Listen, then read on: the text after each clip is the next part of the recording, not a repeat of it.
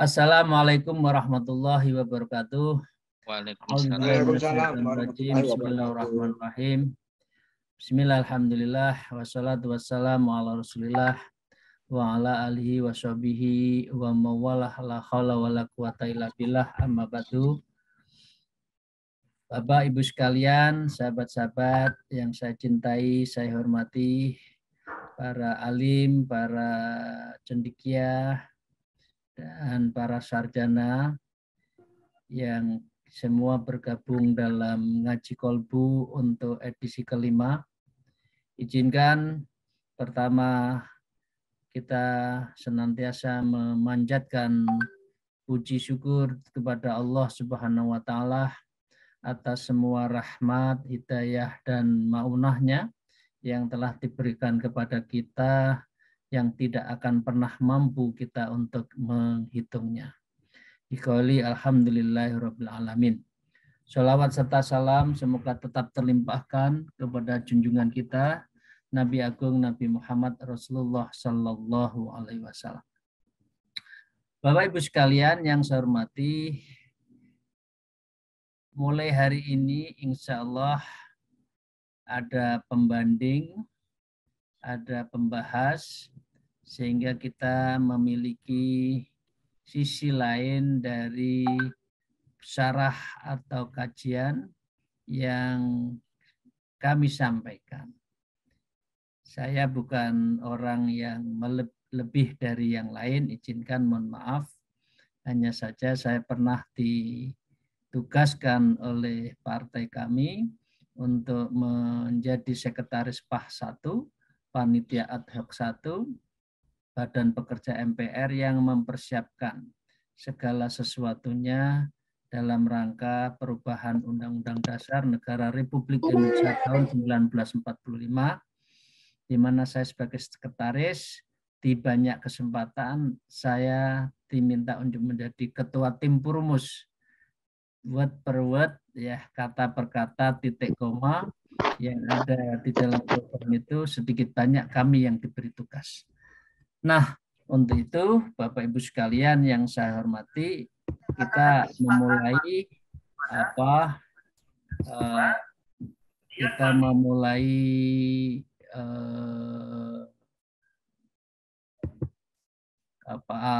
membahas. Share screen saya belum kelihatan ya, Pak Ibu Bapak sekalian ya? Belum ya? Belum Jai. Pak Yai, belum kelihatan. Kenapa belum kelihatan ya? Oke, ntar. Oke.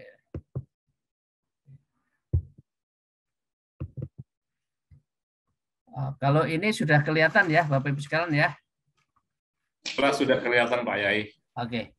Bapak Ibu sekalian, kita memulai dalam waktu kira-kira 35 menit akan memulai, dan nanti kira-kira 15 menit akan dikaji dan dilihat oleh Prof. Harisudin sebagai dekan Fakultas Syariah dan Hukum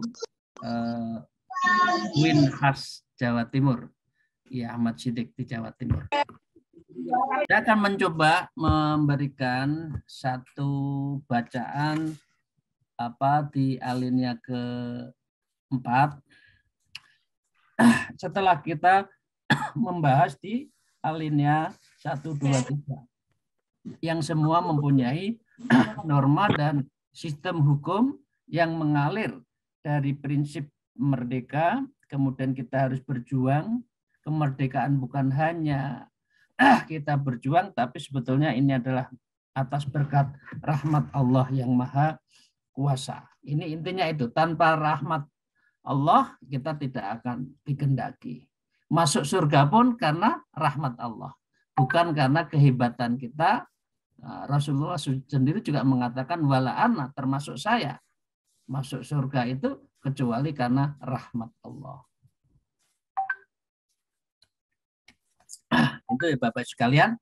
Nah, yang alinea keempat itu bunyinya adalah kemudian daripada itu, untuk membentuk suatu pemerintahan negara Indonesia yang melindungi segenap bangsa Indonesia, dan seluruh tumpah darah Indonesia dan untuk memajukan kesejahteraan umum, mencerdaskan kehidupan bangsa, dan ikut melaksanakan ketertiban dunia berdasarkan kemerdekaan, perdamaian abadi, dan keadilan sosial, maka disusunlah kemerdekaan kebangsaan Indonesia itu dalam suatu undang-undang dasar negara Indonesia yang terbentuk dalam suatu susunan negara Republik Indonesia yang berkedaulatan rakyat dengan berdasar kepada ketuhanan yang Maha Esa, kemanusiaan yang adil dan beradab, persatuan Indonesia, dan kerakyatan yang dipimpin oleh hikmah kebijaksanaan dalam permusyawaratan perwakilan, serta dengan mewujudkan suatu keadilan sosial bagi seluruh rakyat Indonesia. Ini the meaning-nya, in-depth meaning. Ini sangat dalam, menyangkut dari etika atau norma agamanya, norma moralnya, tetapi juga ini menjadi guidance dari model pemerintahan yang kita pilih, serta bentuk negara hubungannya dengan mission yang kita bangun. Jadi semua yang ada di pembukaan itu sangat bagus, dan the result atau the ending dari semua proses kita bernegara itu adalah di alinea keempat. Nah, Bapak Ibu sekalian yang saya hormati, alinea keempat ini yang perlu saya sampaikan pertama adalah inilah satu yang disebut adalah kita bukan hanya negara yang merdeka. Karena ada juga merdeka, tapi dia tidak dalam posisi punya sovereignty, punya kedaulatan. Dia menjadi negara jajahan model baru, dia merdeka secara teritori, tapi pengambilan keputusannya dia tidak. Nah, karena itu norma pertama yang kita ambil dari pembukaan alinea keempat ini adalah kita hendak membentuk pemerintahan negara Indonesia. Jadi Bapak Ibu sekalian, rumusannya kira-kira kalau alinea pertama itu adalah kita semangat untuk merdeka, merdeka itu adalah hak, ya, kita hak. Nah, hak itu diperjuangkan di alinea kedua, dan perjuangan pergerakan Indonesia, ya, pintu gerbang, ya, itu bahwa merdeka itu bukan ending, tapi kemerdekaan itu adalah apa? Kemerdekaan itu adalah pintu gerbang. Nah, kita punya hak, kita berjuang mempunyai pintu gerbang atas berkat rahmat Allah di alinea keempat. Terus apa setelah merdeka? Apakah rahmat Allah itu kita biarkan begitu saja? Ya. Apakah rahmat Allah itu kita abaikan saja? Maka norma pertama di dalam pembukaan Undang-Undang Dasar itu adalah kita ingin bebas dari kungkungan yang sekian banyak kita lakukan, kita alami penjajahan, dan kita perlu namanya pemerintahan negara Indonesia. Oke ya. Jadi yang pertama, norma yang terpenting di dalam pembukaan Undang-Undang Dasar alinea 4 itu adalah kita harus punya pemerintahan. Nah, pemerintahan itu apa? Ya, ini.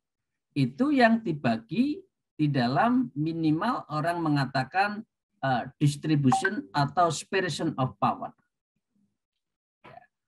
Distribution artinya dibagi, atau juga ada pemisahan. Biasanya ada legislatif, yudikatif, dan eksekutif.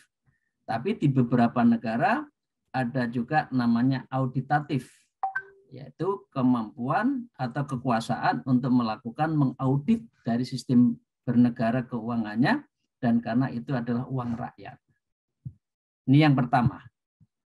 Yang kedua, karena itu Bapak Ibu sekalian yang saya hormati, makna kedua dari norma pembukaan alinea 4 adalah pemerintahan negara Indonesia yang melindungi segenap bangsa Indonesia dan seluruh tumpah darah Indonesia.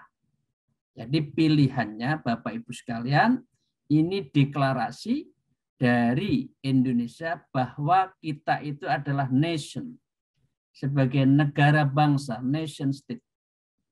Bukan teokrasi, bukan monarki, atau dalam bentuk kuasi demokrasi atau kuasi monarki. Karena ada beberapa negara seperti yang ada di Malaysia, itu adalah kuasi monarki, kuasi demokrasi. Tapi sekali lagi, kita ini yang kedua adalah melindungi segenap bangsa, nation, kata kuncinya nation, dan seluruh tumpah darah Indonesia. Artinya ini tidak mengenal ada disparitas satu komponen etnik tertentu atas etnik lain. Tanda petik ya, ini Bapak Ibu sekalian sudah bisa menjawab ya. Ya, bisa membayangkan kekuasaan etnik tertentu kepada etnik yang lain. Ya, satu. Yang kedua, kekuasaan space and time, ruang dan waktu tertentu atas ruang waktu yang lain. Ya, ada sentralisasi dan sebagainya. Jadi kalau ada deviasi di dalam tidak mengedepankan seluruh tumpah darah Indonesia, itu adalah bertentangan dengan apa? Semangat dari pembukaan alinea keempat di dalam norma kedua. Norma ketiga adalah apa yang harus dituju tadi. Kita ingin punya kemerdekaan. Di sini disebutkan adalah kesejahteraan umum.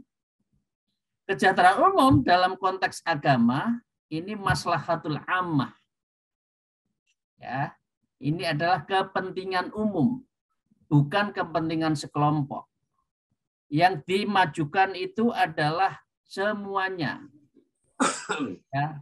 Kemudian minum teh enggak? Ya. Ini namanya kalau pendidikan education for all. Kalau ke kesehatan health for all. Kalau kaitannya ekonomi prosperity for all. Nah, di sini Bapak Ibu sekalian bisa membayangkan apakah kesejahteraan sekarang itu for all atau just for sebagian dari sekelompok orang. Nah, ini terjadi disparitas yang sangat tinggi. Jadi dengan demikian begitu hebatnya para pendiri bangsa menyebutkan adalah kesejahteraan umum, bukan kesejahteraan orang per orang atau kelompok per kelompok atau etnik per etnik. Artinya Bapak Ibu sekalian, dari norma ketiga ini pada prinsipnya inilah yang disebut dengan undiscrimination policy. Kebijakan di Indonesia itu tidak boleh ada diskriminasi. Bahkan negara harus hadir ketika ada masyarakat yang tertinggal. Kebijakan seperti PSO, kebijakan seperti subsidi, ini menjadi bagian dari affirmative action yang di dalam prakteknya harus dilakukan oleh negara yang kemarin kita katakan Indonesia itu adalah semangatnya adalah apa? Welfare state, negara kebangsaan. Oke. Jadi kata kuncinya seperti itu. Kata kunci selanjutnya, Bapak Ibu sekalian, berarti ini yang 1, 2, 3. Yang keempat, pemerintahan negara yang mencerdaskan kehidupan bangsa. Oke. Jadi Bapak Ibu sekalian, ini kata kunci yang sangat penting, khususnya teman-teman yang ada di perguruan tinggi. Yang dicerdaskan itu kehidupan bangsa. Ya. Bukan kecerdasan personal. Ini artinya ilmu pengetahuan itu mempunyai tanggung jawab sosial. Bukan science for science, tapi ilmu untuk membebaskan dari kungkungan keterbelakangan, dan itu masih terjadi diskriminasi. Jadi bahasanya bahasa umum, yaitu mencerdaskan kehidupan bangsa. Karena kehidupan bangsa itu bukan hanya pendidikan, bukan hanya pengajaran. Izinkan, ini termasuk di dalamnya adalah etika, ubudiyah, culture, dan civilization. Jadi kalau pendidikan sekarang itu tidak mengandalkan culture and civilization, ya tidak memperhatikan budaya dan peradaban, itu namanya bukan mencerdaskan kehidupan bangsa. Nah, selanjutnya Bapak Ibu sekalian, berarti ini yang kelima, ya, kelima, pemerintahan negara Indonesia yang mampu ikut melaksanakan ketertiban dunia yang berdasarkan kemerdekaan, perdamaian abadi, dan keadilan sosial. Hidup itu tidak boleh nggak memihak. Hidup harus memihak. Memihak kepada apa? Kemerdekaan, perdamaian abadi, dan keadilan sosial. Nah, disinilah foreign policy. Ya, Indonesia itu selalu apa? Non-alignment movement. Indonesia harus mengambil peran-peran non-blok. Jika ada satu negara yang lain dengan satu negara lainnya perang, maka posisi Indonesia selalu dalam posisi mendamaikan. Israel dengan Arab, Indonesia harus mengambil bagian. Israel dengan Palestina, Palestina dengan Israel, Indonesia harus memihak atas demi kemerdekaan negara Palestina. Ukraina dengan Soviet, itu juga menjadi bagian yang harus dilakukan oleh ofensif diplomasi yang dilakukan oleh pemerintah. Oke, jadi nggak boleh diam.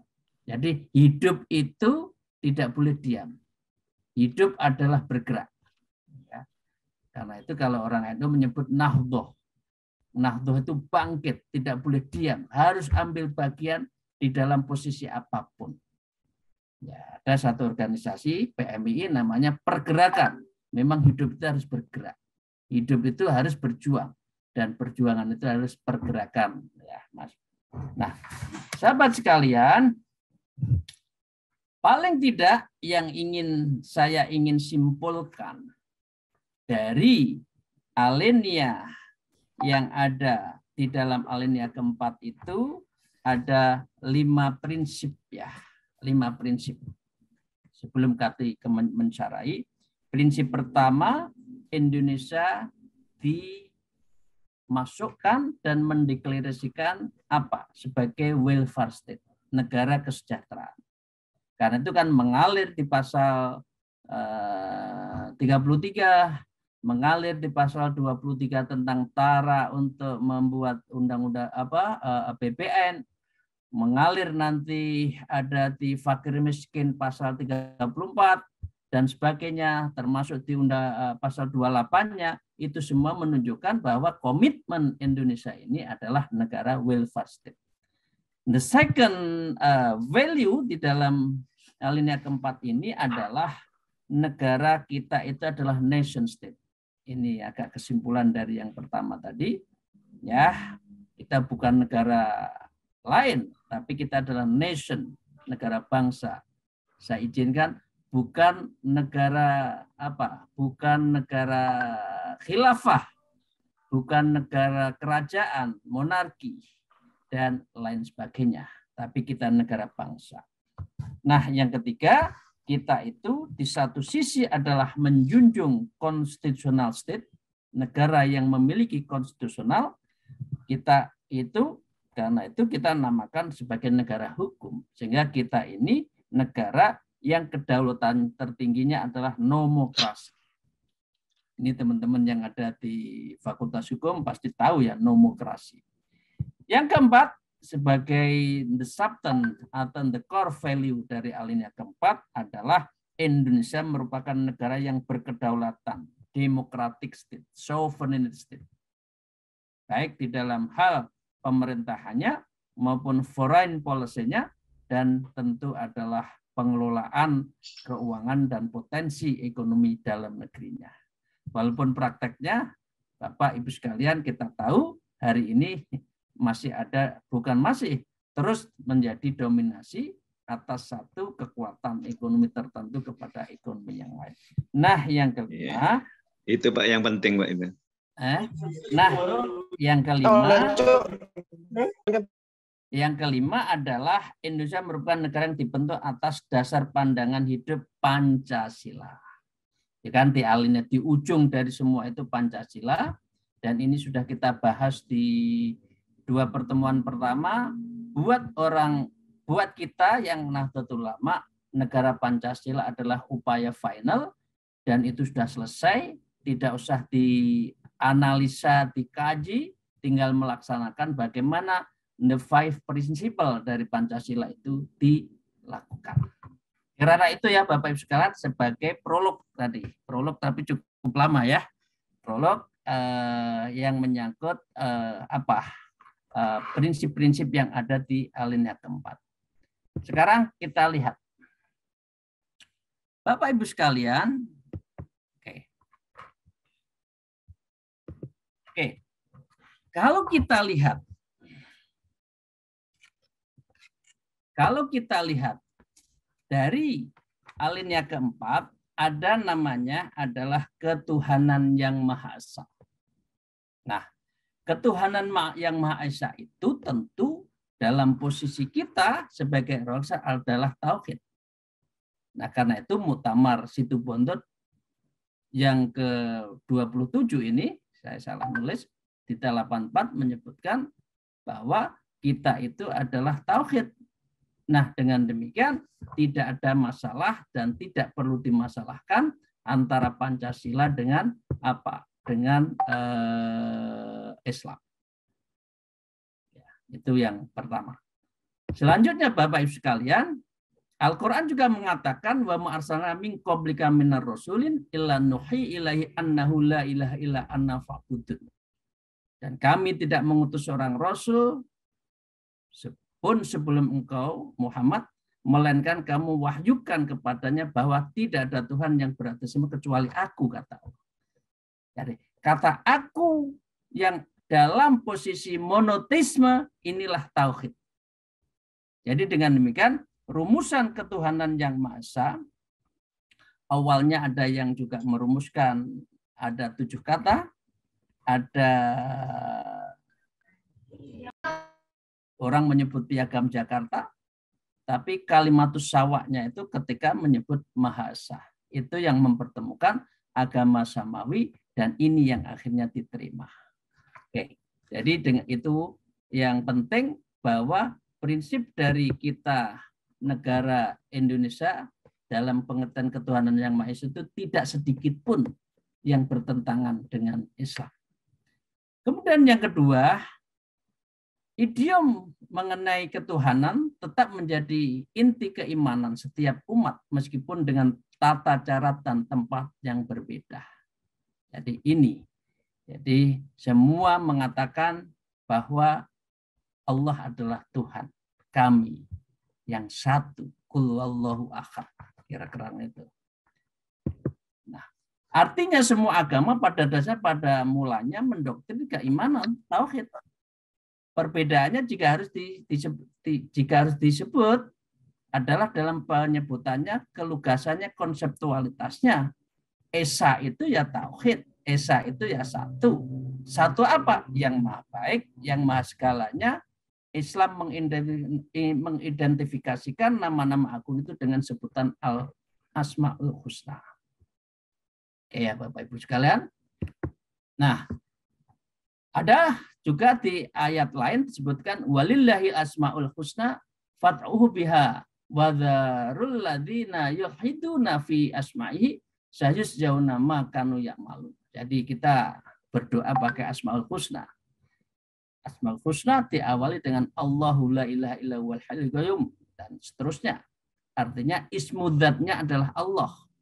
Ya, karena itu Allah adalah ismu dzat yang mengawali dari semua dari apa? Dari asma-asma Allah itu. Karena itu orang tasawuf biasa menyebut zikirnya zikir ismudzat, yaitu Allah, Allah, Allah, Allah dalam setiap nafas keluar masuk hidungnya itu. Nah, dengan demikian ada pertanyaan sederhana, apakah dengan sila kenormalisan negara Indonesia mengharapkan menganut faham ateis, faham yang ada Tuhan dengan segala sekaligus dan menolak beragama, mengacu pada penegasan Al-Quran sendiri pada dan semua anak manusia adalah anak cucu Adam dan karena itu adalah bertuhan.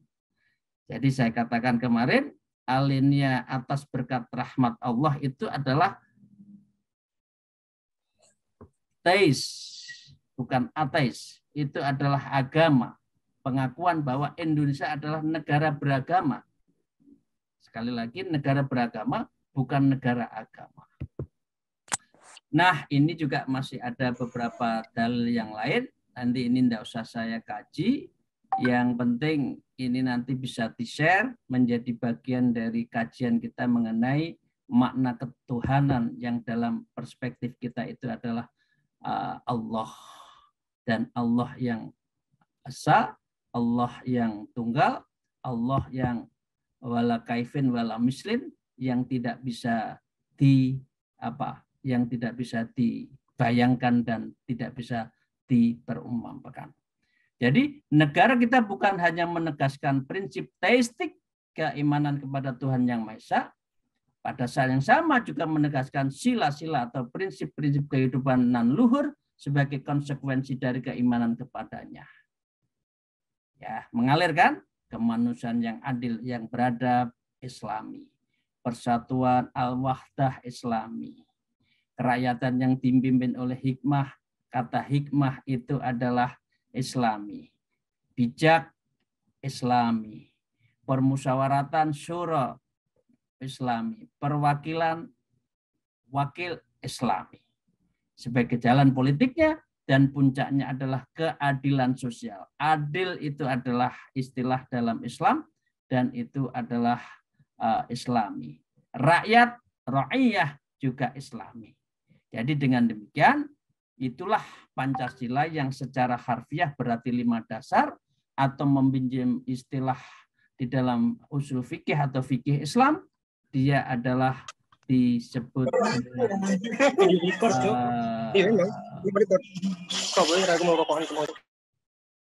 disebut dengan maqasidus syariah yang ada di dalamnya itu.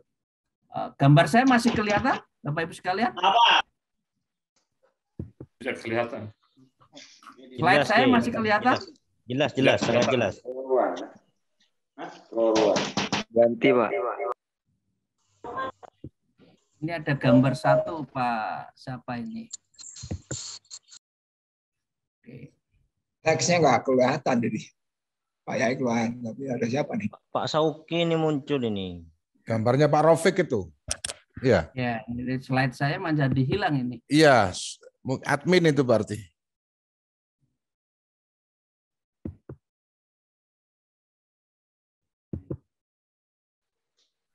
Slide-nya hilang ya. Oke, ya. Jadi Bapak Ibu sekalian izin kalau tidak lagi tanya jawab di mute aja ya. Dan tidak usah digerak-gerakkan, bisa kita kalah sinyal, kalah masuk biasanya. Ini yang pertama, kata kunci. Sekarang ya ini kita lihat kata kunci berikutnya adalah kemanusiaan. Ya, kita akan melihat kemanusiaan yang adil dan beradab. Kata kemanusiaan, Bapak Ibu sekalian, yang di dalam konteks ini adalah humanism. Humanism itu adalah the essential of Islam. Humanisme itu adalah etika dan adab. Karena itu al-insaniyah itu adalah bagian dari komitmen manusia. Manusia pada prinsipnya adalah human being, hakikat manusia. Siapa, apa, dan sebagainya itu harus diorangkan. Jadi bukan boleh tidak dalam posisi untuk dikalahkan dengan yang lain.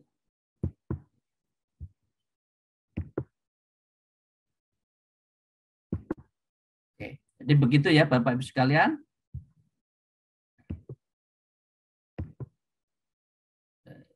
Saya kalah terus dengan Mas ini, siapa ini ya? Mas Rofik gitu ya. Oke. Jadi dengan demikian, secara material jasmaninya manusia adalah makhluk yang tercipta dari tanah, sementara spiritual batiniahnya adalah ruh yang ditiupkan dari Allah. Dan posisi inilah akhirnya manusia dijadikan oleh Allah sebagai apa? Sebagai Khalifatullah fil ardh. Nah, dengan demikian dalam posisi seperti ini yang memperindah segala sesuatu yang diciptakannya dan yang memulai penciptaan diri dari tanah liat, kemudian dia dijadikan keturunannya dari Saripati, kemudian dia memsempurnakan bentuknya, dia tiupkan ke dalam ruhnya, kemudian dia jadikan untuk kalian pendengaran, penglihatan, hati. Sayang hanya sedikit saja kita semua yang bersyukur. Padahal kita itu adalah aksanut takwim. Jadi ciptaan yang paling sempurna itu adalah manusia. Dan karena itu manusia dipercaya untuk menjadi Khalifatullah fil ardh. Mas Fadli, nanti kalau saya sudah 35 menit, tolong diingatkan ya. Baik, Oke. Karena manusia itu adalah sesuatu yang dipercaya, yang mendapatkan kepercayaan, maka la ikraha fiddin qad tabayyana rusdu minal ghayy. Maka tidak ada paksaan di dalam agama karena sudah jelas kiranya mana yang lurus dan mana yang bengkok. Itu tergantung hati nurani, tergantung ruhaniyahnya. Apakah menerima sesuatu yang benar atau pura-pura menolak yang benar. Yang banyak adalah yang kedua. Pura-pura menolak yang benar padahal tahu nuraninya itu adalah itu benar. Tapi pura-pura. Dengan demikian memuliakan manusia sebagai gambar Allah sebagai khalifah pada hakikatnya adalah memuliakan Allah. Tuhan yang Maha Esa pun sebaliknya menghinakan manusia berarti juga menghinakan kepada penciptaan. Ya, al-mukawin ya, kawin siapa yang diciptakan dan siapa yang diciptakan. Maka Allah itu yang menciptakan. Kalau kan ada Rabbana ma khalaqta hadza batila kan? Jadi kalau orang tidak menghargai terhadap ciptaan yang lain, berarti tidak menghargai terhadap Allah. Dalam hidup bernegara bangsa seperti itu juga. Kalau ada martabat manusia dilecehkan, martabat manusia dihancurkan, itu berarti menghancurkan dari zat Allah itu sendiri sebagai yang maha menciptakan. Bapak Ibu. Itu ya Bapak Ibu sekalian, itu pengertian kemanusiaan. Ini saya ambil dari salah satu dari esensi di alinea keempat di Pancasila itu. Nah, sekarang persatuan. Dari kata ahad wahid, ya, persatuan itu wahdah atau wihdah, menggambarkan konsep menyatunya unsur yang berbeda dalam satu derap langkah bersama karena memiliki ingin mencapai tujuan kita Indonesia. Oke, ini syu'ubah wa qabailah ya. Kita berbeda-beda, bersuku-suku, tapi kita li'atarofu di dalam konteks bernegara. Itu namanya kalimatus sawa, itu namanya adalah darul misak, dan itu adalah negara yang muakhadah watoniyah. Justru berbeda itulah negara Indonesia kuat. Di mana berbagai dari negara lain, negaranya kecil, etniknya satu atau dua, tapi konflik. Tapi Indonesia begitu banyak, karena punya semangat wahdahnya, persatuannya, itihadnya, Indonesia meskipun bersuku-suku, berbangsa-bangsa, tapi kita merdeka dan bisa maju. Nah, dengan demikian, yang mengikatkan kita sebagai bangsa itu adalah nation, yang menyatukan kita sebagai manusia itu adalah apa? Bangsa. Dan kita sebagai orang beragama menerima konsep bangsa sebagai entitas di dalam sistem berpolitik kita. Dengan bahasa lain, persatuan untuk saling berbagi tanggung jawab demi mencapai tujuan mulia ini sungguh sejalan dengan firman Allah. Kira-kira di Ali Imran ayat 3, 103. Wa'tasimu bihablillah jami'an wala tafarraqu. Kira-kira kan itu kan? Itu yang harus kita jaga, betul-betul menjaga persatuan. Saya pikir ini cerita dari zaman dulu, mengapa di Madinah kuat, Madinah juga heterogen, tapi dipersatukan dengan Piagam Madinah, dari situlah terjadi persatuan, dan dari situlah ada peradaban. Nah ini bisa dilihat tadi, ini naskah perjanjian Nabi Muhammad dengan orang yang beragama lain, ya. Dan ini menjadikan contoh template dari success story sebuah negara Madinah. Oke. Bapak sekalian, dari posisi seperti inilah di dalam konteks NU, di dalam sebuah rentang sejarah disebutkan ketuhanan yang Maha Esa dengan 7 kata itu dihapus. Mengapa dihapus? Sejarah menunjukkan setelah dilakukan konsultasi dengan tokoh Islam, termasuk Kiai Hasyim Asy'ari, okelah 7 kata dihilangkan, toh ketuhanan yang Maha Esa itu sudah menunjukkan tauhid. Jadi ini adalah kebesaran dari umat Islam, termasuk Nahdlatul Ulama, untuk menjadikan nation itu penting. Soalnya kalau ada masih 7 kata itu, beberapa provinsi lain, dia akan mengancam untuk memisahkan dari Indonesia. Nah, terakhir, kata kunci yang saya ingin sampaikan di forum ini adalah kerakyatan ar-ra'iyah. Secara harfiah, ra'iyah itu gembala. Kulukum ra'in wa kulukum mas'ulun an ra'yatih. Jadi penguasa itu adalah pengembala kita. Jangan penguasa yang menjual kita. Nah, ini. Yang ada sekarang itu kan yang harus kita lakukan itu adalah mensejahterakan yang digembala, wong cilik. Ya.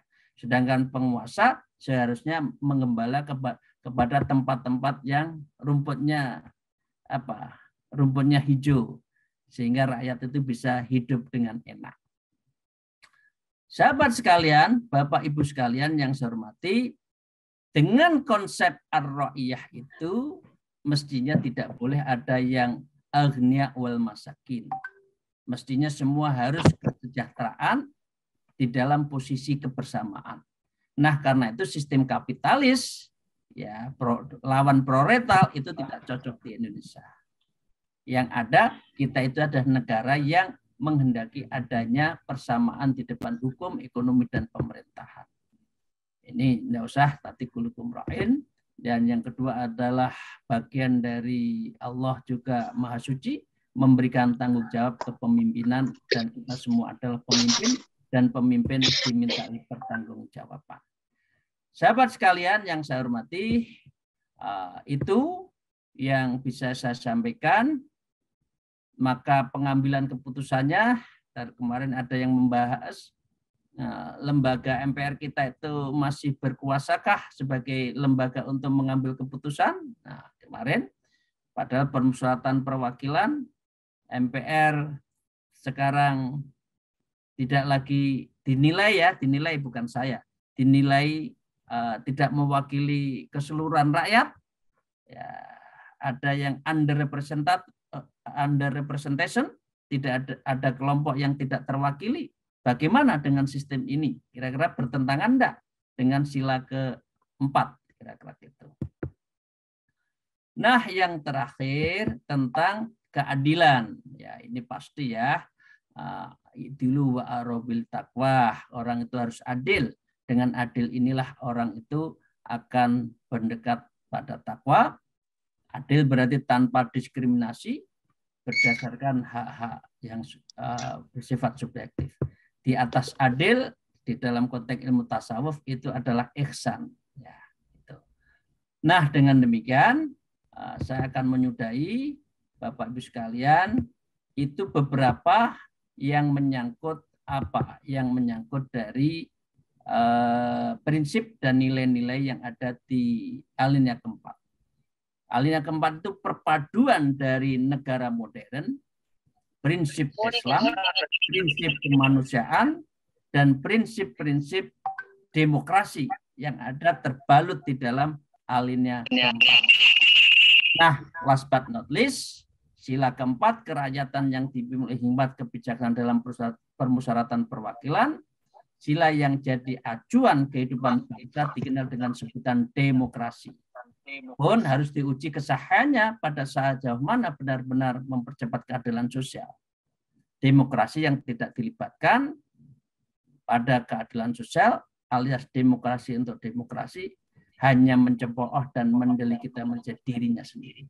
Jadi demokrasi adalah instrumen untuk menjadikan rakyat cepat untuk sejahtera, karena demokrasi adalah demos dan kratos, maka dengan demikian dari dan oleh rakyat yang berkuasa.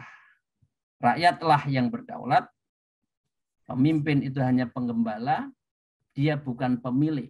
Pemilik negeri ini adalah rakyat. Rakyatlah yang memiliki tahta di negeri Indonesia. Terima kasih Bapak Ibu sekalian. Saya sudah memaparkan beberapa prinsip-prinsip negara modern dan dalam pandangan Islam. Moga-moga apa yang saya sampaikan mendapatkan ridho dari Allah Ta'ala. Mohon maaf jika apa yang saya sampaikan ada sesuatu yang tidak berkenan. Akhirul kalam, wallahul muwafiq ila aqwamit thariq. Wassalamualaikum warahmatullahi wabarakatuh. Waalaikumsalam warahmatullahi wabarakatuh. Baik, terima kasih kepada Kiai Ali Maskur Musa. Kami persilakan kepada Prof. Dr. Harisuddin untuk memberikan tanggapan bandingan atas apa yang menjadi materi kita malam ini. Silakan kepada Prof. Nur Harisuddin.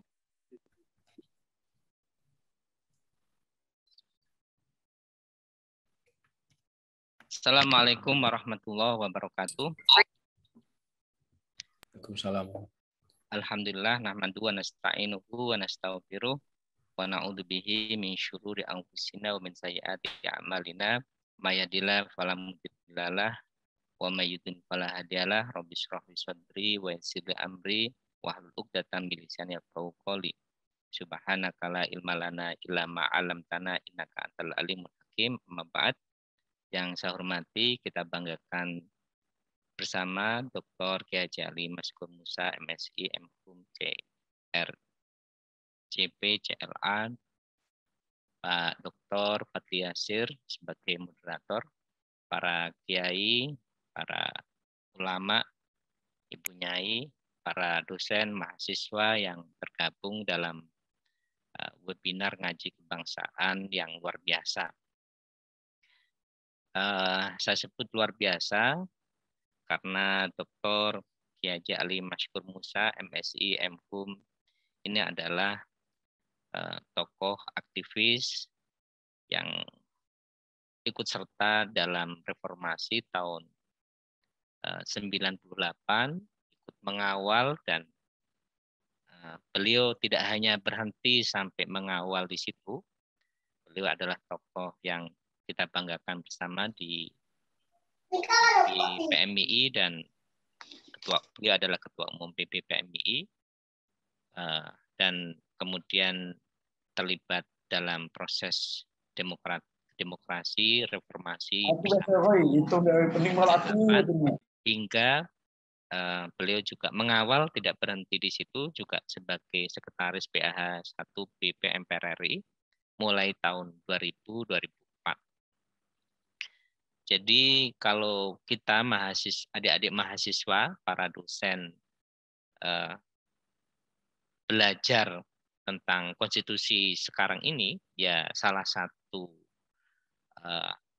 narasumber yang masih dan harus dijadikan referensi utama adalah beliau, karena terlibat aktif. Masa 2000-2004 adalah masa di mana amandemen Undang-Undang Dasar 45 itu dilakukan oleh MPR RI. mulai tahun 99, 2000, 2001 hingga 2002. Jadi yang menarik beliau adalah bagian dari itu. Saya masih ingat pada tahun itu juga tokoh nasional dari Jember, DRS Kiai Haji Yusuf Muhammad Al-Me'lem, guru kita semua juga terlibat aktif bersama beliau bagaimana melakukan amandemen terhadap Undang-Undang Dasar 45 yang waktu itu seperti kitab suci, nggak boleh diotak-atik. Tapi di tangan beliau-beliau, para tokoh reformis, lah kemudian kita lihat ada amandemen ini, amandemen yang 1, kedua, ketiga, dan keempat ya, ada 4 tahap di situ sampai 2022 dan selalu di momen-momen kemerdekaan Agustus dan sampai Agustus 2022. Itu yang pertama. Kemudian kalau kita pengen tahu bagaimana sebuah konstitusi, kita tahu pasal-pasalnya, maka kita harus tahu suasana kebatinan. Kalau suasana kebatinan pada saat Undang-Undang Dasar 45 itu adalah kita merujuk kepada Pak Soekarno, kemudian Pak Hatta. Tapi kalau suasana kebatinan pada saat amandemen Undang-Undang Dasar 45 yang tadi saya sebut, suasana kebatinan yang menjadi latar belakang filosofis, sosiologis, politis, dan historis perumusan yuridis amandemen Undang-Undang Dasar 45 yang perlu kita pahami bersama itu ya tentu merujuk kepada sumber-sumber yang ada dan terlibat langsung. Dan kita semua melihat bahwa beliau, Dr. Kiai Haji Ali Maskur Musa adalah orang yang sangat terlibat. Tadi beliau sampaikan satu kata demi kata itu ditulis. Perdebatannya menjadi beliau sangat tahu detailnya. Beliau sangat paham detailnya dan mengerti langsung ya bagaimana proses amandemen Undang-Undang Dasar 45 itu dilakukan pada saat itu. Jadi itu yang kedua.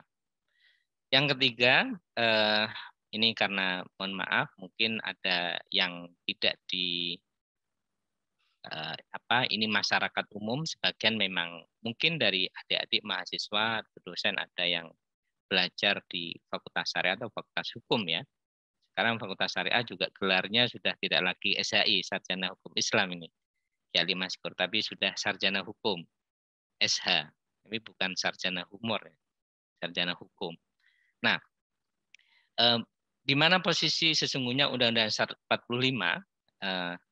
Undang-Undang Dasar 45 bukanlah hukum, Undang-Undang Dasar 45 bukanlah hukum yang biasa ya.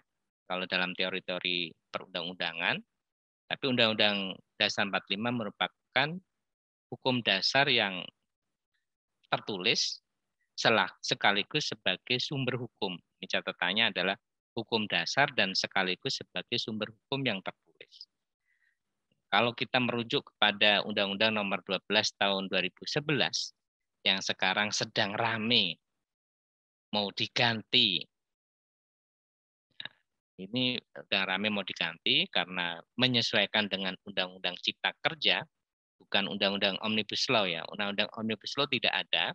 Yang ada adalah Undang-Undang Cipta Kerja dengan metode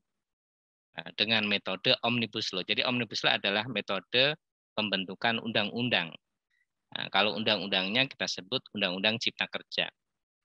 Nah, dalam Undang-Undang Nomor 12 Tahun 2011 kita tahu bahwa posisi Undang-Undang Dasar Negara Republik Indonesia itu adalah di nomor urut yang pertama.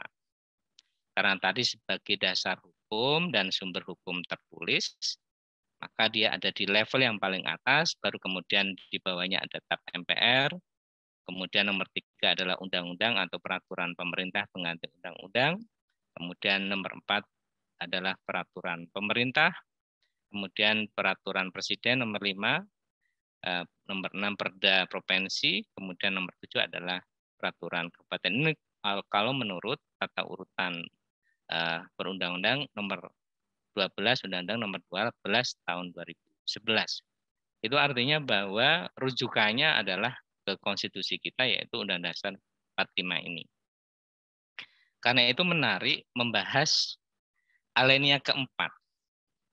Alinea keempat tadi sudah sangat detail dan dari beliau kita bisa tahu fungsi dan tujuan negara setelah merdeka.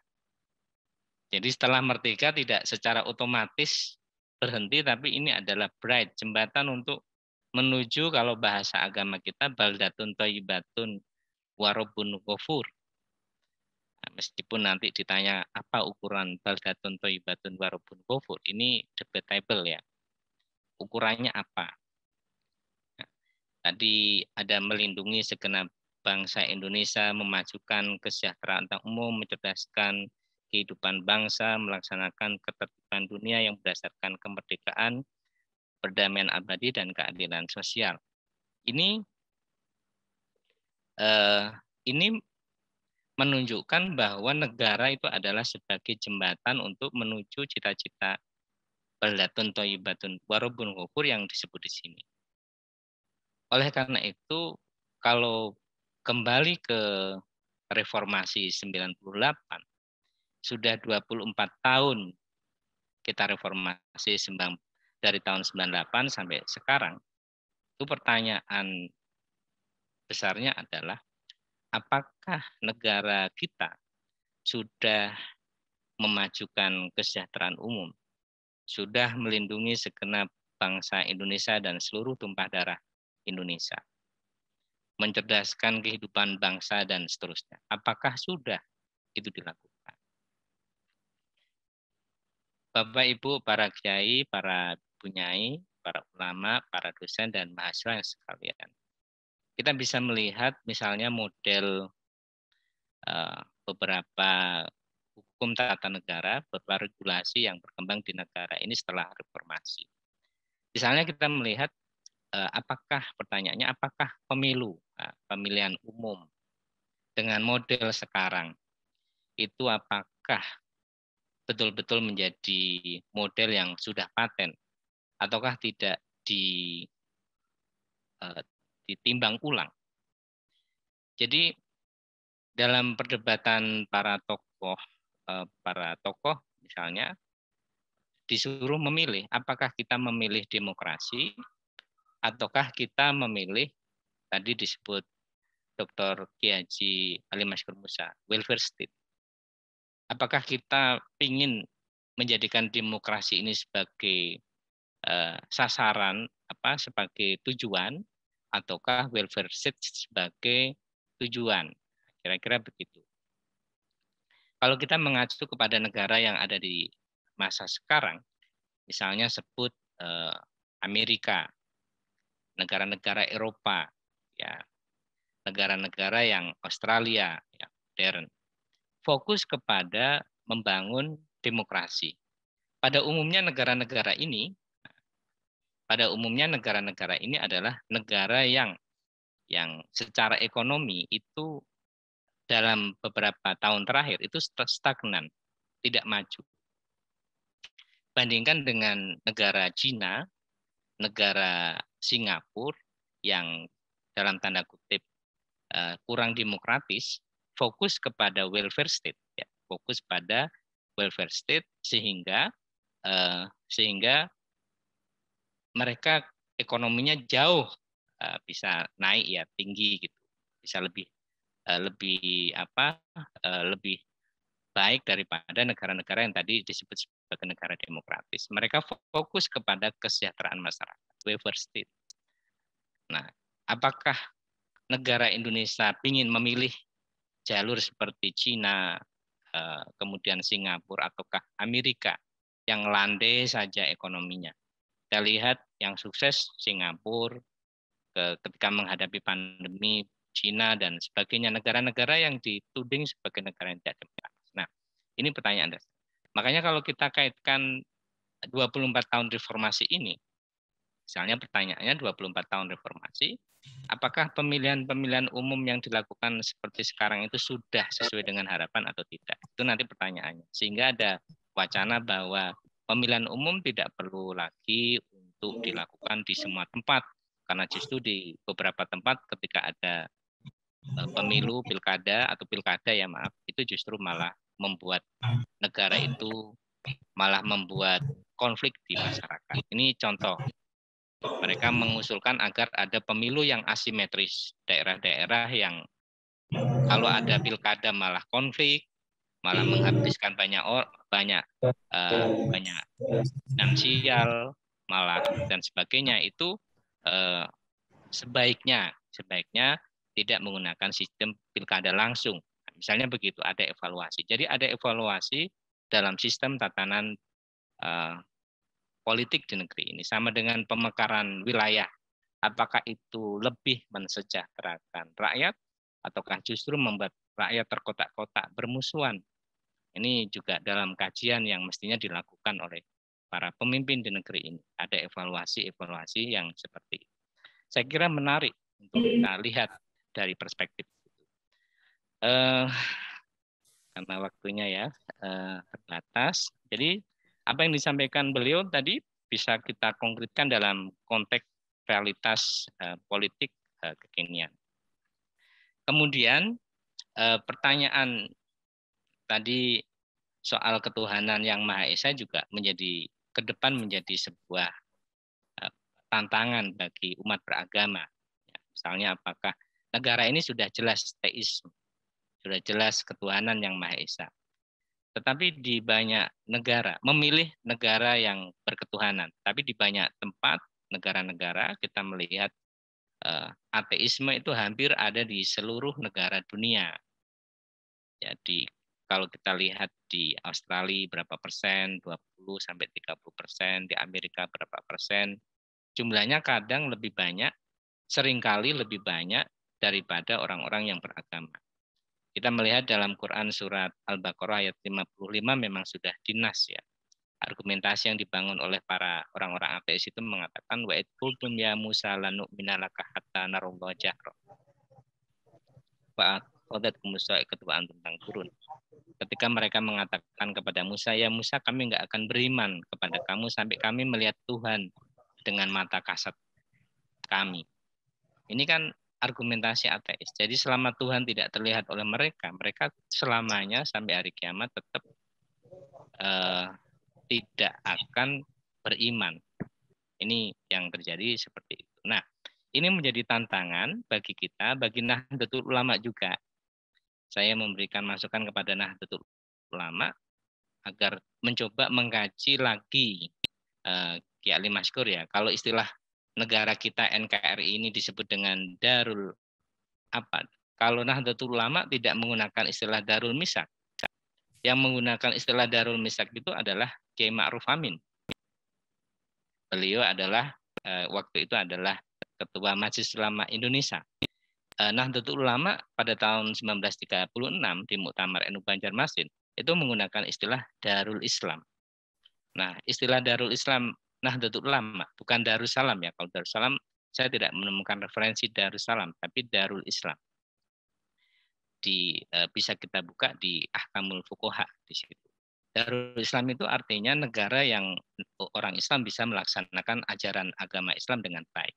Kalau dalam bahasa fikih-fikih siasah, itu ada imannya orang Islam dan aman menjalankan agamanya. Ini terjadi di situ. Nah, kenapa kok Darul Islam itu menjadi apa? Istilah itu menjadi perlu dilihat ulang. Kalau Darul Misak jelas, ini negara konsensus. Kalau Muhammadiyah menyebut Darul Ahdi wa Syahadah. Lebih dekat dengan negara konsensus tadi. Tapi ke Darul Islam dengan posisi seperti itu, nanti tetap memasukkan negara Australia, negara Taiwan yang muslimnya minoritas, itu tetap disebut sebagai Darul Islam. Karena Darul Islam yang paling minimalis adalah pokoknya ada umat Islam, meskipun sedikit, bisa menjalankan agama dengan baik, itu sudah disebut sebagai Darul Islam. Nah, apakah negara Indonesia diposisikan di seperti itu? Darul Islamnya Indonesia sama dengan Darul Islamnya Muslim di Darul Islamnya Taiwan, kemudian Australia dan sebagainya, karena di sana juga bebas menjalankan agama Islam. Ini tentu menjadi perlu ditimbang ulang. Saya melihat di Ahkamul Fuqaha memang harus ada yang ditinjau ulang beberapa keputusan karena harus disesuaikan dengan kondisi sekarang, dan itu adalah suatu hal yang lumrah. Dulu NU memutuskan tahun 1930 haramnya, bukan haramnya ya, dianjurkannya pakai petasan, kemudian pada tahun 99 diharamkan petasan itu. Itu hal yang biasa. Dalam Muktamar NU dirubah keputusannya karena ada perubahan situasi. Nah, itu menurut saya perlu ditimbang ulang ya. Beberapa keputusan yang sudah lama dicek kembali, dievaluasi apakah masih relevan dengan masa kekinian. Saya kira itu yang selanjutnya, dan yang terakhir secara garis besar memang pertanyaan dasarnya apakah Pancasila ini sesuai dengan syariat, apakah bertentangan dengan syariat. Nah, ini pertanyaan yang paling mendasar. Kita menjawab Pancasila itu sesuai dengan syariat, bukan bertentangan dengan syariat, dan tadi penjelasan luasnya sudah disampaikan oleh beliau, Dr. Kiai Haji Ali Maskur Musa. Secara umum luar biasa yang beliau sampaikan, karena keterbatasan waktu, saya kira itu beberapa catatan yang bisa saya sampaikan di forum yang luar biasa ini. Terima kasih, saya kembalikan kepada moderator. Wallahul muwaffiq ila aqwamit thoriq. Assalamualaikum warahmatullahi wabarakatuh. Waalaikumsalam warahmatullahi wabarakatuh. Terima kasih kepada Prof. Nur Harisudin yang sudah menyampaikan pendapatnya tentang relasi syarah konstitusi, relasi NU dan negara, NU dan bangsa, khususnya alinea keempat pembukaan Undang-Undang Dasar Republik Indonesia tahun 1945. Baik, saya akan berikan kesempatan. Saya tahu bahwa para bapak, ibu, para kiai, para ibu nyai sudah dan para mahasiswa sudah bersiap-siap memberikan pertanyaan. Tadi saya ada membaca di room chat sebelum saya lempar, itu berkaitan dengan beliau dari Amin Tohari. Itu menjelaskan, membuat pertanyaan manusia dalam kitab Naswaibul Ibad ada 3, yakni Nas, Bashar, Insan. Dalam kitab Ihya Ulumuddin sifat manusia ada 3 macam, yaitu hayawanat, syaitoniyah, dan malaikat. Pertanyaan, bagaimana cara kita menyikapi oknum tertentu yang akan menghapus 300 ayat dalam Al-Quran, dan hal tersebut dalam perspektif Pancasila termasuk pelanggaran sila keberapa? Nah, dan solusinya seperti apa? Dan kemudian tadi ada juga dari beberapa pertanyaan, mungkin apakah izin kepada Prof. Harisudin atau Kiai Ali Maskur Musa, apakah kita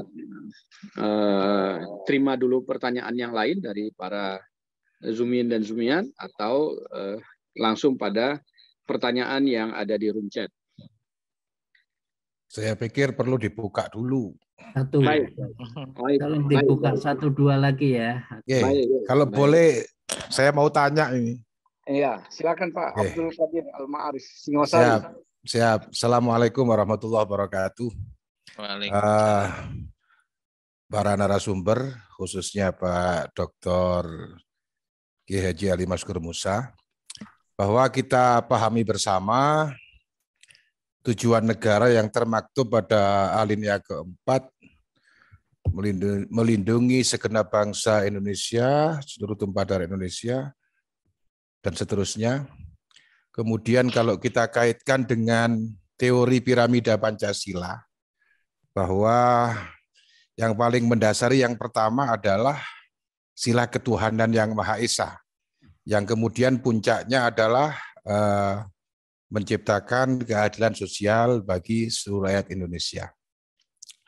Hal yang hari ini sering kita rasakan berkaitan dengan ketika para pemangku kebijakan, semisal ketika melontarkan hari ini yang sedang ramai yaitu tentang RUU Sisdiknas, di mana pada RUU Sisdiknas hari ini itu menghilangkan secara khusus frase kata madrasah. Tidak sebagaimana ketika di Undang-Undang Nomor 20 Tahun 2003 disebutkan secara gamblang jelas bahwa madrasah juga bagian dari lembaga pendidikan yang mestinya juga diopeni oleh negara. Lebih-lebih ketika kami menyimak tadi pendapat yang disampaikan oleh Pak Kiai Ali Maskur Musa, bahwa kemerdekaan ini itu memang sudah dituangkan dalam mukadimah itu atas berkat rahmat Allah. Dari sini saya pikir madrasah itu bagian dari semangat terjemah bebas dari atas berkat rahmat Allah ini. Kalau kemudian hari ini tidak lagi dicantumkan dalam RUU Sisdiknas dalam arti gamblang sebagaimana di Undang-Undang Nomor 20 2003, dan kemudian hari ini dari BKSAP, dari Kemendikbud itu menyatakan bahwa kata madrasah nanti akan ditaruh di penjelasan. Ini pun setelah masyarakat ramai, mereka merespon seperti itu. Ini kan jelas seakan-akan ada ambiguitas yang kesannya itu menghilangkan peran madrasah. Di mana madrasah, apalagi madrasah yang tumbuh dari masyarakat yang ikut serta mencerdaskan kehidupan anak bangsa. Yang ini menciptakan disparitas antara non sewu madrasah yang dibawa Kementerian Agama dengan sekolah yang dibawa Kementerian Pendidikan. Oleh karenanya bagaimana cara menyikapi ini menjadi satu gerakan yang real agar para pemangku kebijakan khususnya di legislatif, lebih-lebih di eksekutif dalam hal ini Kemendikbud tidak lagi membuat satu kegaduhan baru yang kemudian juga menyebabkan keadaan semakin tidak kondusif dalam mengkomunikasikan kebijakan. Terima kasih. Wassalamualaikum warahmatullahi wabarakatuh. Assalamualaikum warahmatullahi wabarakatuh. Kita langsung ke Pak Ugi Lesmana yang sudah raise hand. Kami persilakan Pak Ugi Lesmana. Assalamualaikum warahmatullahi wabarakatuh. Waalaikumsalam. Terima kasih Pak Dr. Fadil Yasir, Pak Kiai, Pak Dr. Ali Maskur dengan Pak Prof. Dr. Nur Harisudin dan Bapak Ibu semuanya. Nun sewu, izin mohon arahannya perihal bagaimana pola untuk naskah akademik di pembentukan Undang-Undang Dasar 1945. Itu yang pertama. Terus yang kedua, aspek daripada jiwa sosial yang tertuang dalam Undang-Undang 1945 sebagaimana yang disampaikan tadi Pak Prof juga menyampaikan dengan Pak Kiai, Pak Dr. Ali Maskur Musa. Terima kasih. Wallahul muwaffiq ila aqwamit thoriq. Assalamualaikum warahmatullahi wabarakatuh. Waalaikumsalam warahmatullahi wabarakatuh. Saya langsung serahkan kepada Kiai Ali Maskur Musa dan Prof. Nur Harisudin untuk menjawab 3 penanya dari Bapak dan yang menjadi peserta mengaji kebangsaan.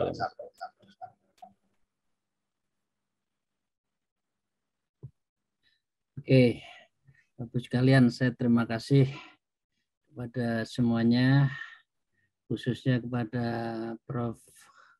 Harisudin yang telah menyempurnakan dari kajian kita pada malam hari ini dengan berbagai sisi. Dan yang kedua juga sangat bagus sebagai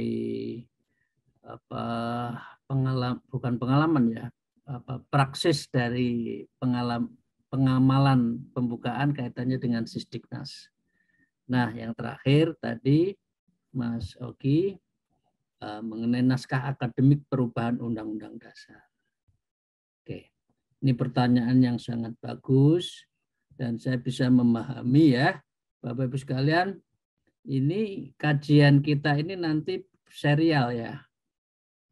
Ini masih pembukaan, belum pasal 1 tentang kedaulatan negara. Belum bicara tentang sistem perwakilan, permusyaratannya, belum lagi negara hukum. Macam-macam sampai kewenangan MPR itu kan mulai pasal 1 sampai nanti pasal 37.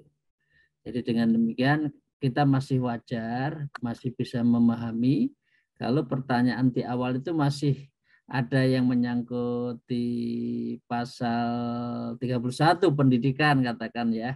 Ada ya di musuh Mas Haris juga menyinggung di pasal 18 mengenai tentang sistem pemerintahan daerah atau local government misalkan.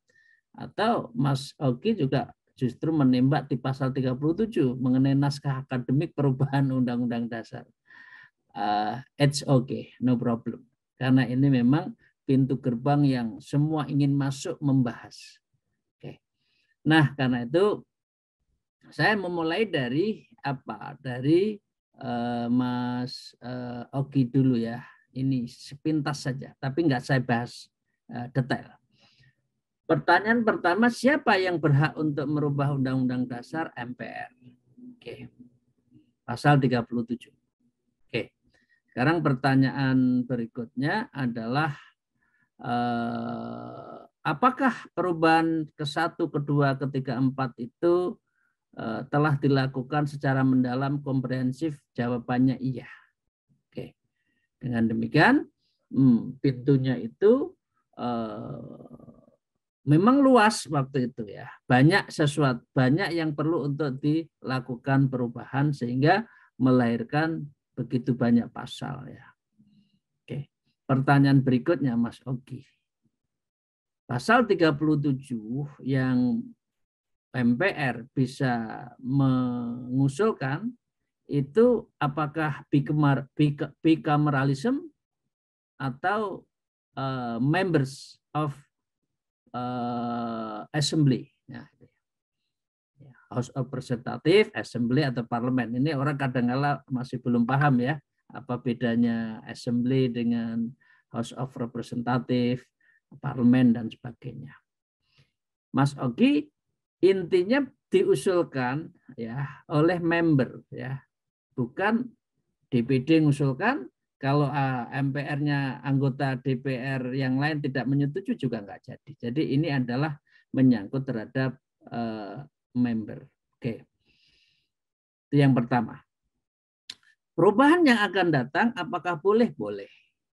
Karena ini sesuai dengan apa yang disampaikan oleh Bung Karno sendiri yang waktu itu ini ini pembukaan dan pasalnya itu sangat mendesak. Pada saatnya sebagai living constitution maka Undang-Undang Dasar bisa disempurnakan sesuai dengan semangat zaman yang ada. Oke. Mas Haris tadi menyebutkan pengertian Darul Islam itu masih sesuai enggak dengan sekarang, kira-kira kan gitu. Padahal itu tahun 36. Kira-kira itu. Nah, hanya saja perbedaannya Mas Ogi, kalau akan ada perubahan berikutnya itu harus ditanya di pasal mana akan dirubah, ya. Kajiannya apa, apakah mekanismenya sesuai dengan pasal 37 atau tidak. Kalau yang kemarin itu memang masuk di dalam sebuah sistem yang memang perlu dirubah sehingga sistemiknya itu terjadi komprehensif dan saling mengkait antara pasal 1 dengan pasal yang lain. Jadi saya hanya menandaskan bahwa perubahan yang ke-5, ke-6, ke-7 itu boleh, tapi syaratnya memang ada urgensi yang betul-betul menjawab. Apakah perubahan Undang-Undang Dasar hanya dari periode 2 periode menjadi 3 periode itu urgensi enggak? Itu perlu dikaji oleh MPR karena itu tidak mudah sekarang melakukan perubahan itu. Nah, ini kepada Mas Ogi ya. Kepada Pak Pak Mas Abdul Qadir, matur suwun ya. Ini diingatkan. Saya jadi ingat waktu itu menjadi floor leader yang merumuskan Undang-Undang 20 2003 Sisdiknas. Saya dari PKB yang di depan. Jadi memasukkan Rodotul Atfal, memasukkan madrasah sanawiyah sekolah menengah garis miring madrasah sanawiyah, SMA garis miring madrasah aliyah itu iya boso Jawa itu sak meteng-meteng ya, itu perjuangannya udah lahir batin ya. Kok sekarang nggak ada? Nah, ini kan ahistoris. Dan dalam pandangan saya, pesantren itu, sistem pesantren itu lebih dulu. Sistem madrasah itu lebih dulu dari sekolah klasikal ya, model kelas. Nah, karena itu menghilangkan semangat dari dari madrasah berarti tidak tahu sejarah dan itu menghilangkan sejarah. Jadi dalam pandangan saya itu sudah tidak tepat dan memang harus diluruskan. Ya, kekuatan penjelasan itu imperatif, dia tidak dalam keadaan dalam posisi yang instruktif, dia tidak seringkali tidak mengikat. Yang ada di pasal saja belum tentu dijalankan, apalagi ini hanya penjelasan. Nah, misalkan ya, oke ya, Mas itu. Yang ketiga, untuk beliau sudah, Prof. Haris, saya ini memang perlu dikaji secara mendalam satu persatu ya. Tidak bisa kita sekarang roiko ya, bumbu masak sekali masak semuanya ada, garamnya ada, pedesnya ada, ya kaldunya ada, nggak bisa. Nggak bisa. Jadi ini kita kaji. Belum banyak bicara tentang pilihan demokrasi hubungannya dengan kesejahteraan. Ini nanti kita bahas di pasal 7 kelihatannya, nanti tentang pemilu ya.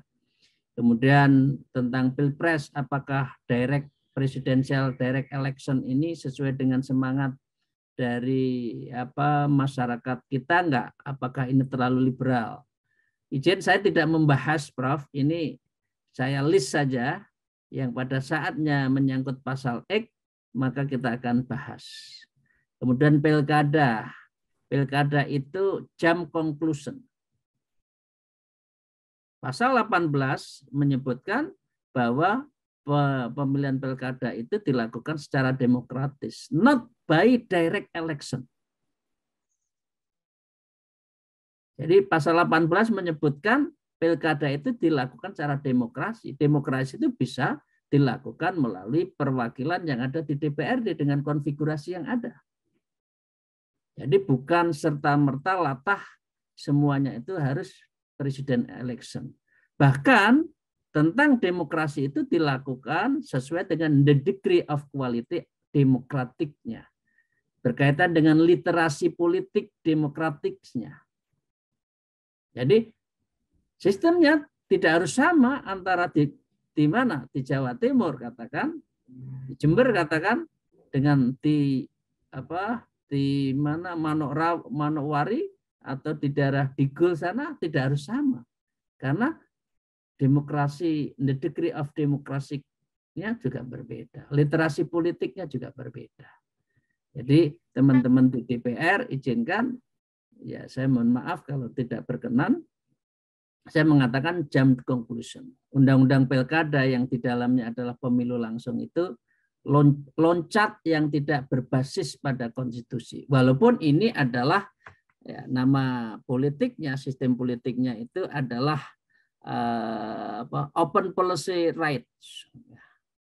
Istilahnya open policy. Terserah mau DPR itu mau pilih lewat DPR boleh, lewat pilkada boleh. Tetapi yang jikalau harus melalui pilkada itu yang salah. Ya, karena bicara tentang pasal 18 itu bicara tentang etnik, bicara hukum adat, bicara tentang kualitas demokrasi dan budaya ya. Dan itu berkaitan, tidak bisa dikebiah-uyah semuanya harus pilkada. Oke, misalkan. Kemudian pemekaran juga seperti itu. Ya, pemekaran itu kan semangat menciptakan raja baru di daerah kan. Apakah pemekaran otomatis bisa mensejahterakan? Tidak. Karena APBD-nya lebih banyak untuk urusan pelembagaannya, bukan kaitannya dengan menciptakan instrumen pertumbuhan ekonomi. Oke. Nah, begitu juga tentang Darul Islam. Memang betul, saya akan baca, ya ini Prof. Harisudin sudah masuk lagi belum ini? Sudah, guys. Oke. Saya akan baca langsung ya. Ini saya punya buku bagus. Ya, bukunya ini. Ya. Saya membuat epilognya, namanya Piagam Perjuangan Kebangsaan NU. Jadi semua tentang dokumen NU politik itu ada di sini. Oke, di sini ya. Saya akan baca ya. Setiap kawasan di mana orang Muslim mampu menempatinya pada suatu masa tertentu, maka kawasan itu menjadi daerah Islam yang ditandai dengan berlakunya hukum Islam pada masanya. Sedangkan pada masa sesudahnya, walaupun kekuasaan Islam terputus oleh pengusaha, oleh orang tanda petik, waktu itu menyebutnya, ya ini maaf ya, ini teman-teman ya, waktu itu tulisannya di Banjarmasin, Muktamar 19 Juni 1936 itu menyebutkan orang-orang kafir, maaf ya, dalam kurung Belanda. Sekarang kita itu orang bicara kafir kan alergi ya sekarang ya. NU waktu itu ngomongnya seperti itu ya. Ini saya baca loh ya, bukan menganjurkan bicara seperti ini lagi, enggak. Dan melarang mereka untuk memasukinya kembali dan mengusir mereka. Artinya kepada Belanda itu kita perang. Oke. Jika dalam keadaan seperti ini, maka ini dinamakan Darul Harb, daerah perang. Artinya melawan Belanda itu karena ini adalah Darul Harb, Darul Harbi hanya merupakan bentuk formalnya, tetapi bukan hukumnya. Dengan demikian perlu diketahui bahwa kawasan Batavia, bahkan seluruh tanah Jawa, dalam kurung Nusantara adalah Darul Islam. Ini yang seringkali orang salah, Darul Islam dianggap negara Islam.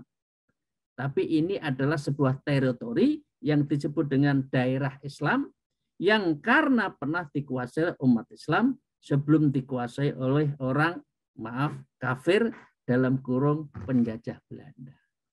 Jadi ini konsep yang dicetuskan oleh Bapak Ibu sekalian, oleh para pemikir NU yang waktu itu sedang muktamar di Banjarmasin, dan ini dirumuskan tanggal 19 Juni 1936. Nah, itu Bapak Ibu sekalian ya. Saya tidak ingin membahas lebih lanjut. Kalau itu dikaji, waduh, panjang, bisa jadi tesis, bisa jadi disertasi yang banyak itu.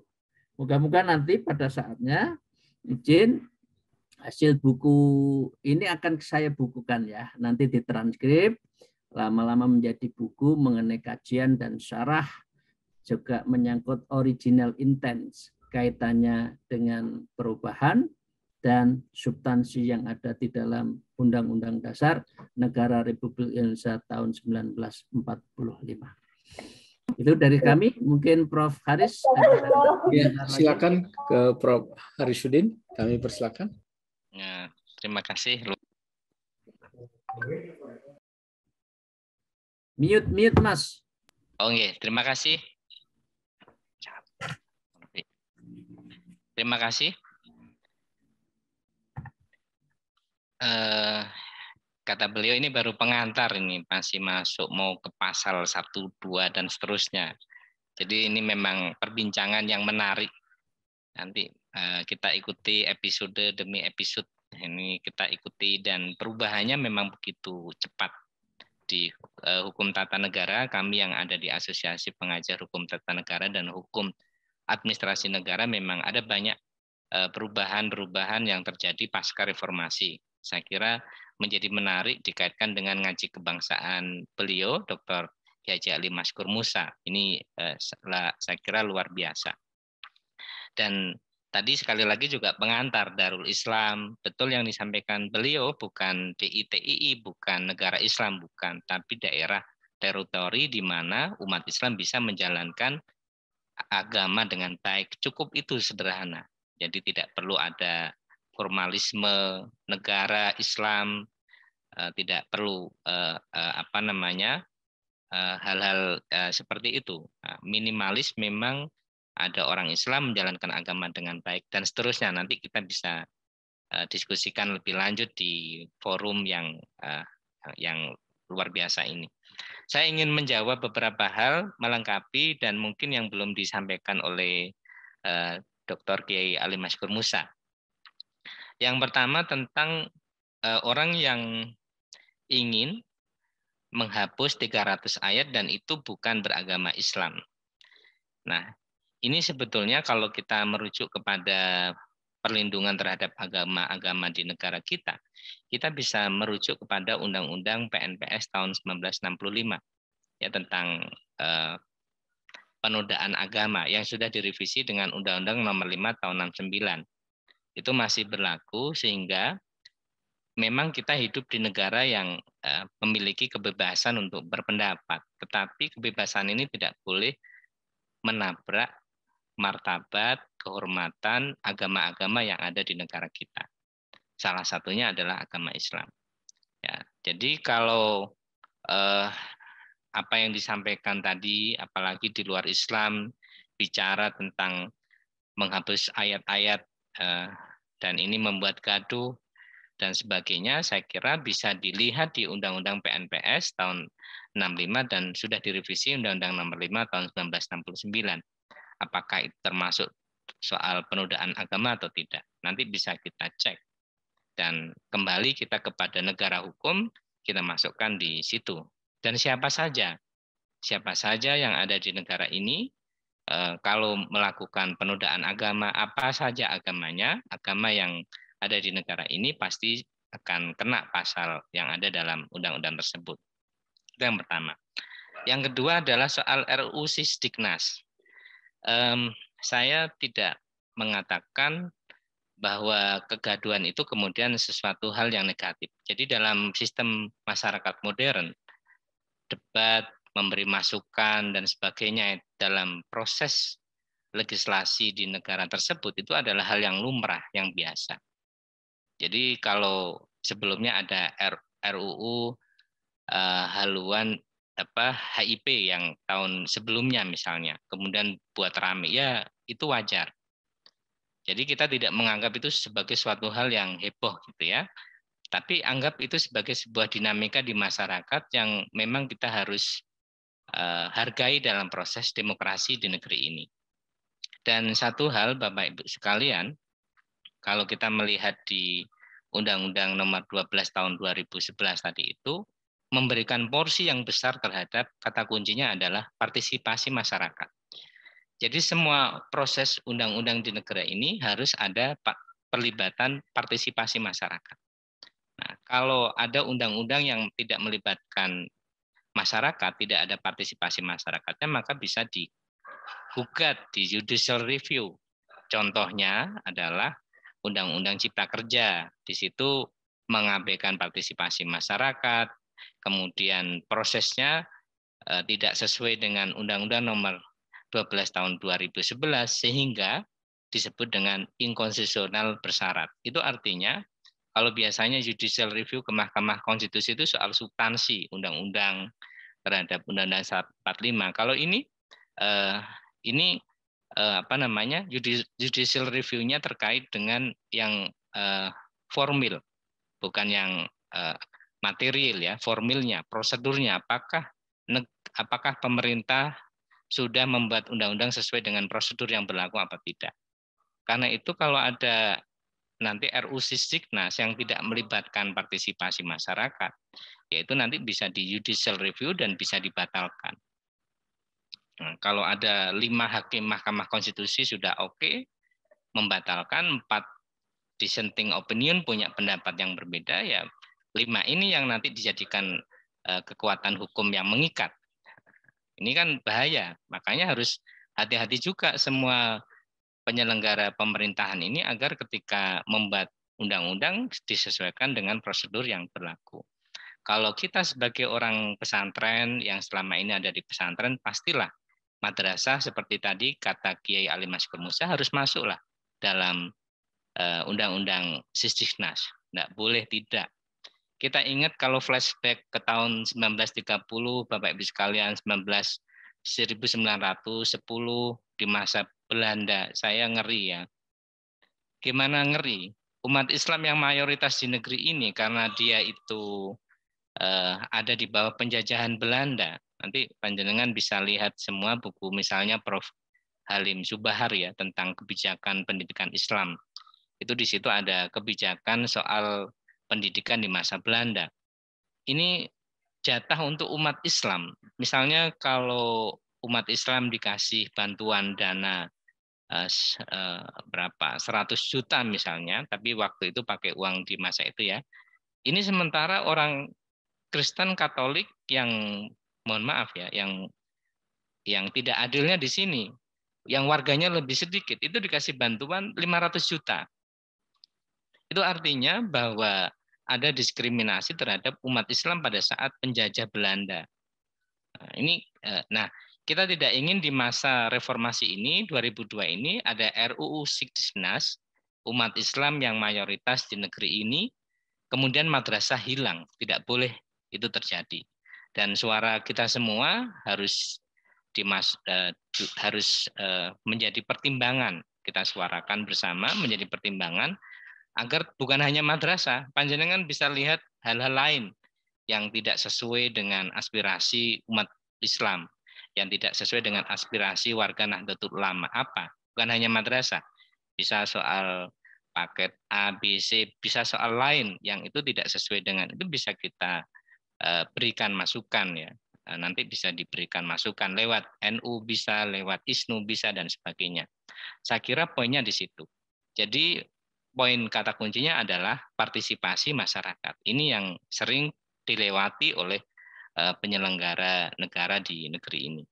Kemudian yang terakhir, kalau soal naskah akademik, tadi Kiai Ali Maskur Musa sudah menyebutkan, dan jiwa sosial Undang-Undang Dasar 45 juga sudah jelas menyebutkan itu. Memang kajiannya kalau dalam konsepnya di Undang-Undang Dasar 45 sudah sangat jelas berpihak kepada welfare state ya, negara kesejahteraan. Nah, cuman pada tahap aplikasi pelaksanaannya ini yang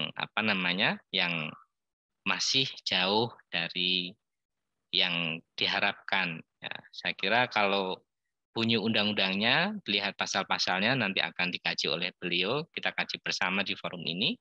Yang khusus menjelaskan itu, saya kira fokus keberpihakannya adalah keberpihakan kepada negara kesejahteraan.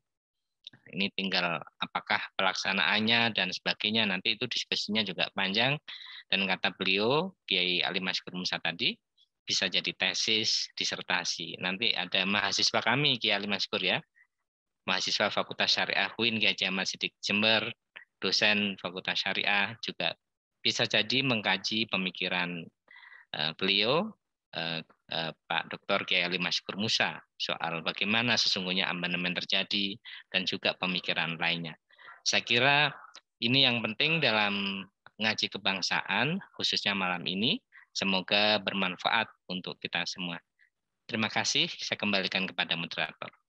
Terima kasih, Prof. Harisudin.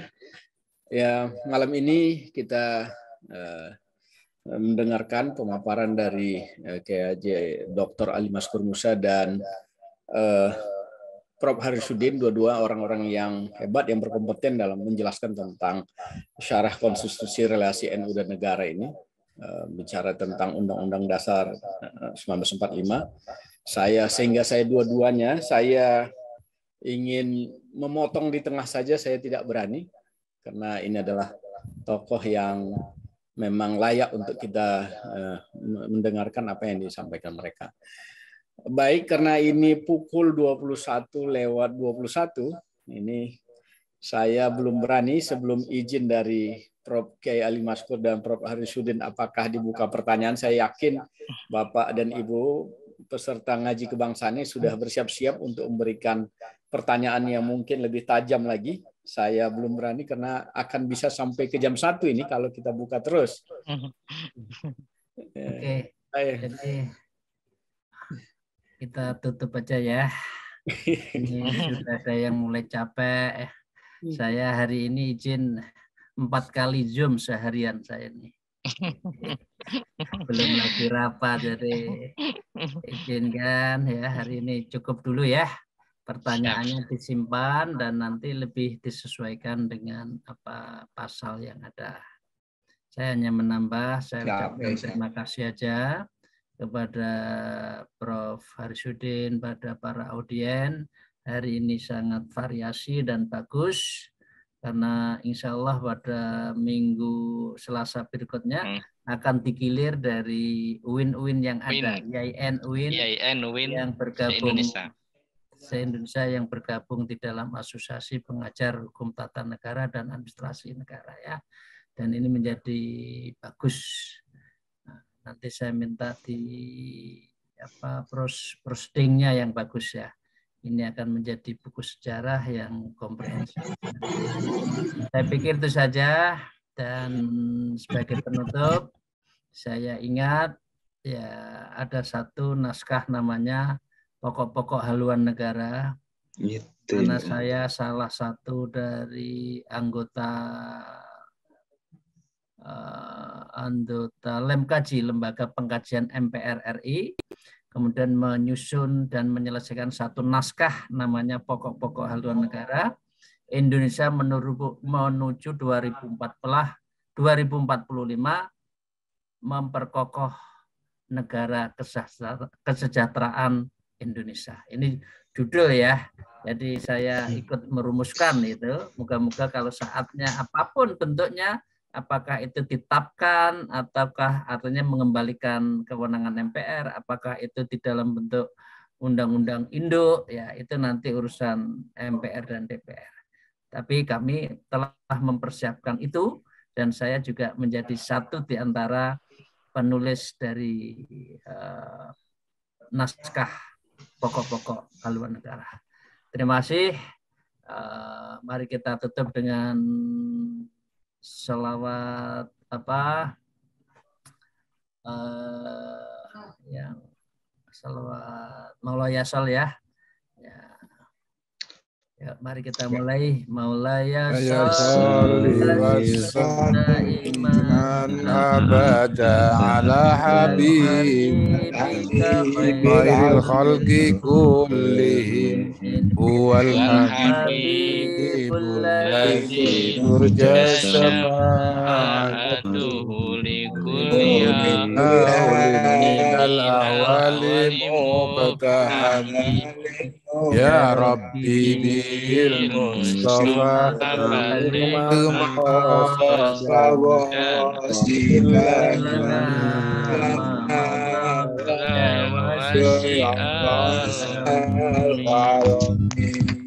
biar ingat sholawatan burdah ya.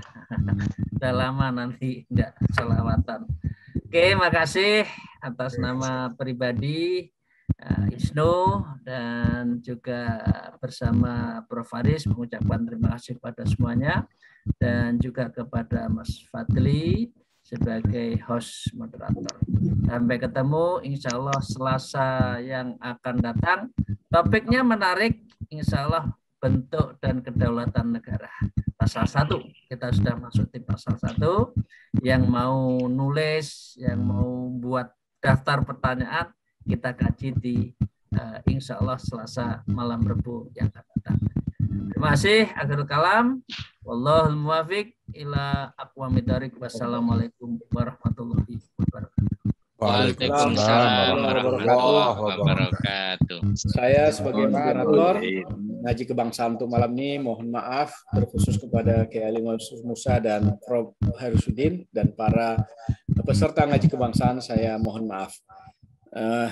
Mari kita tutup acara kita malam ini dengan bacaan hamdalah. Alhamdulillahirabbil alamin.